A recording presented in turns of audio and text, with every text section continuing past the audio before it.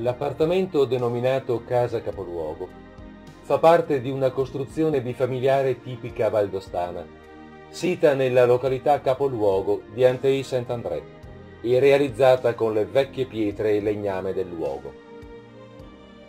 Il fabbricato è circondato da un prato verde, con vista sul Monte Cervino. È stata posta molta cura nella realizzazione dei particolari architettonici tradizionali.